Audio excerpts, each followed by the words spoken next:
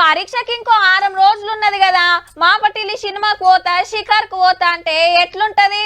హీయరమయ్యర జోపిడ్చి పెడతారు అవ్వయ్యలు.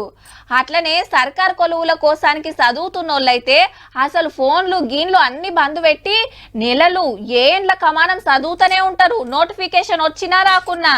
కానీ తోటోళ్ళంతా చదువుకుంటుంటే గీళ్లు మాత్రం జాతరకు పోయిండుల్లా, దానికో లెక్కున్నదుల్లో.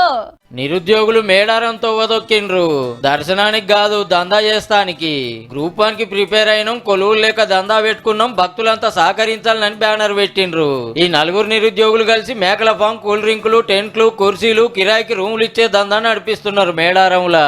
అట్లనే అందరూ ఒక్కూరోళ్ళు కాదుల్లో హైదరాబాద్, కరీంనగర్, నల్గొండకి వెళ్ళొచ్చిండ్రట.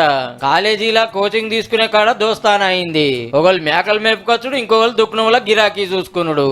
మంచిగానే ఉన్నది కానీ బ్యానర్ ఎందుకు పెట్టిండ్రంటే, మందు తాగిన తర్వాత వాళ్ళ అమౌంట్ తక్కువ చేయడం, ఎక్కువ చేయడము, మేము సాఫ్ట్వేర్ ఇంజనీర్, మేము అది ఇది అని వాళ్ళ గురించి చెప్తున్నారు. అయినా మేము లేమన్స్ లాగా, మేమేం తెలియని లాగా మాతో బిహేవ్ చేస్తున్నారు. గదన్నట్టు మేము అట్లా మేము ఇట్లా అని పైసలు తక్కువ ఇచ్చుడు, తాగినాక సతాయించుడు చేస్తున్నారట కొందరు. బ్యానర్ చూసినాక అరే చదువుకున్న పోరలు నిరుద్యోగులని నిమ్మలంగా వస్తున్నారట, లెక్క ప్రకారం పైసలు ఇచ్చి పోతున్నారట.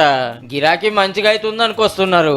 పాత గవర్నమెంట్లు అంటే పేపర్ లీక్ అయి పరీక్షలు చక్కగా పెట్టక 2 మాటల గ్రూప్ 1 వాయిదా పడ్డది. మరి కొత్త సర్కార్ జల్దిగానే నోటిఫికేషన్ వేస్తామంటుంది కదా.